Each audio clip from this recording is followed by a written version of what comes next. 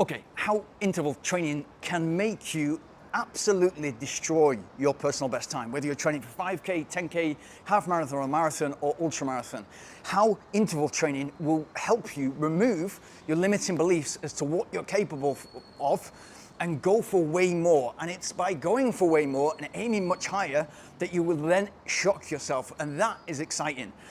By the end of this, I'm going to tell you about a specific example of somebody that I was coaching who went from just over 3 hours for the marathon to a sub 2:30 for the marathon, which he was already quick when he came to me, and we knocked, mostly him, he knocked more than 30 minutes off his personal best for the marathon, and what that did to the rest of his training.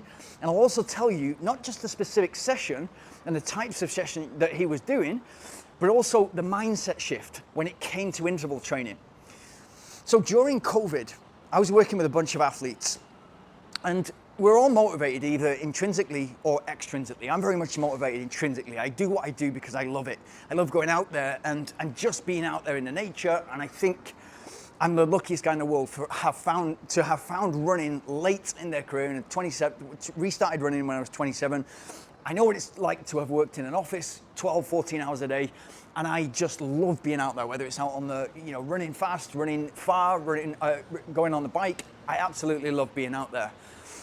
But some people are motivated extrinsically. They want to put a time in place, which is fine, and which is good in order to set yourself goals and something to aim at. I still set myself goals when it comes to times, winning races, course records, etc. It makes total sense, of course it does.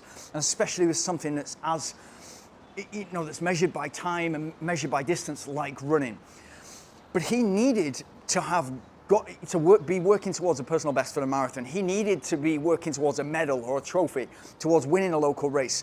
And when those things were taken away at the start of COVID, and we had about a year and a half in most countries of races being firstly postponed, then cancelled, then never happening until we came out of the pandemic. And he literally said to me, well, what's the point of training? If I'm not training towards something, what's the point of training? And at first, it took me a while. It took me a little while, because for me, it was like, well, now's the time to do all the work, because once this pandemic ends, we will be able to put all this work into races and into sort of becoming, we can work now at becoming the best possible athletes we could. So my strategy was, okay, let's look at all the different areas, whether it's exercise physiology, psychology, strength and fitness, nutrition in a race, hydration, electrolytes, supplements, everything that you could possibly think of, and let's try to improve those by 1%, 2%, 3%. And then the exponential gains that you're going to get from all those moving forward is going to mean minutes, if not tens of minutes, on your marathon and ultra marathon time. That's the way I was looking at it, and that's what I was trying to pass on to the athletes that I was working with. For him, he just didn't understand what was the point. And so what we needed to do, and when he came to me, he ran 3 hours and 3 minutes for the marathon and wanted to run under sub 3 for the marathon. And I remember sort of having this very frank discussion, which was, well, what's the point? You need to improve by 1%, which means if the wind is going in the right direction for you, rather than it was in your race, and it's a little bit less undulating, it's a little bit more flat and fast, you've already done sub 3.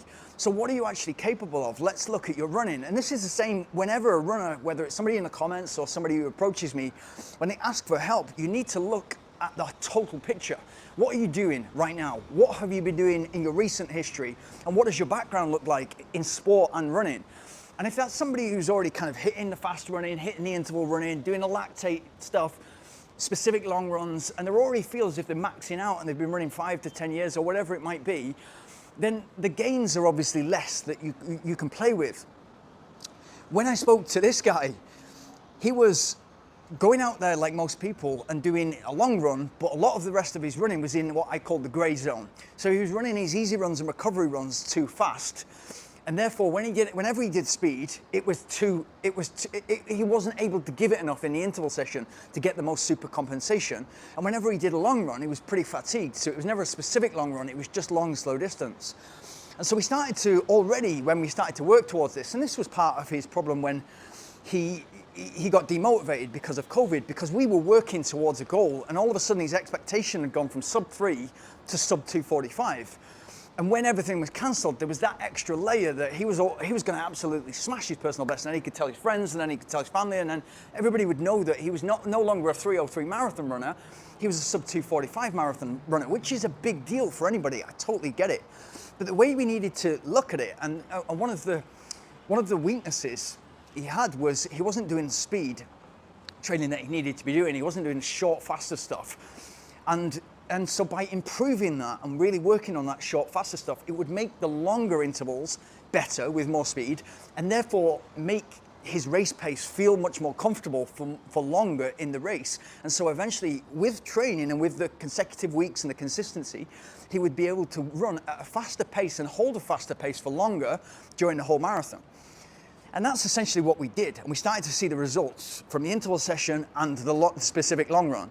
And then when COVID hit, he needed something to go at. And so we decided to make it, we're going to work towards running fastest possible per rep time and an average of the 20 reps for 20 times 400 meters. 20 times 400 meters, a good warm up, a good cool down, but 20 times 400 meters with 60 seconds rest in between. And he was running, let's say he was running sort of 85 seconds, and we'd put the bar at something like sub 70 seconds. So it's quite a big shift forward, but that would nicely feed into his marathon target. By being able to run 70 seconds per lap or 70 seconds per 400 meter rep, we were running them on tarmac, that would then feed nicely into the longer intervals, or the sort of 2 to 3 to 5 minute intervals, and then to the 10-minute intervals, and would make race pace, his new marathon pace, his goal marathon pace, feel much more comfortable. And that's what we did. So we started with 10 or 12 times 400 meters. We started small, but we started quick.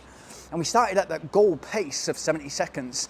And then gradually over the weeks, we went to 15 and then 18. And then eventually there was a date put in the diary. And it was like, you go out there on your own. You've got drinks at either side, and you're just going to run 400 meters. You're going to rest for 60 seconds, get your breathing, get your heart rate under control, and go again. And that was the target. And he did it.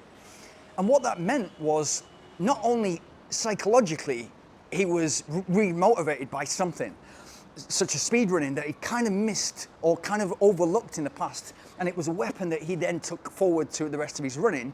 And he became a very good 10K runner, a half marathon runner, and then a marathon runner.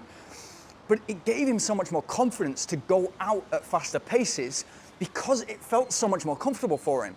So rather than sort of go out at the 4 minutes and 10 seconds or 4 minutes and 12 seconds in order to run a sub 3, he was able to go out at 3:45 per kilometer and then 3:40 per kilometer and onwards from there to be able to run 2:45, 2:40 and then towards 2:30 and then a sub 2:30.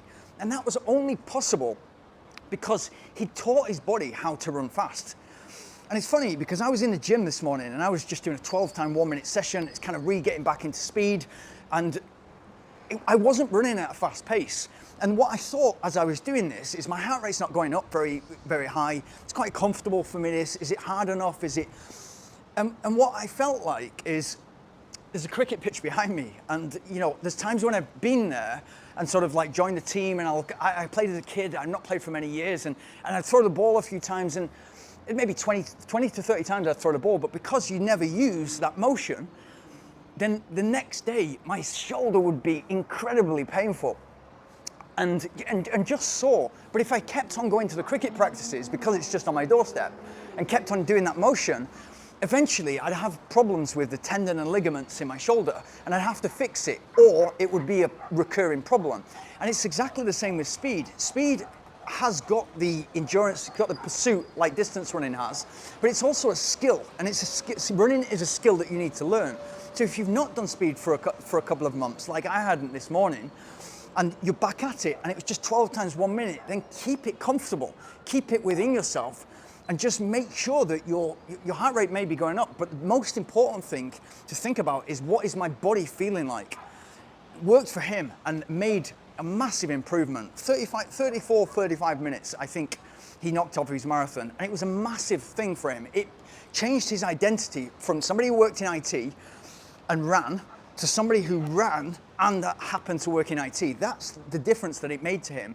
And what it does is, if you're running those times and you're coming sort of in the top 10 or top 20 in big races, it changes everybody's perspective around you of what running actually means to you and how much effort you put into running. And so he didn't just join the Sub 3 Club. He went way above and beyond, but it was down to interval training and down to a specific session, 20 times 400 meters, that he worked towards in a methodical way. He put in the work, he put in the time, and he made it happen. And it worked really, really well for his marathon time. He basically made a weakness a strength, and that became extremely powerful for him.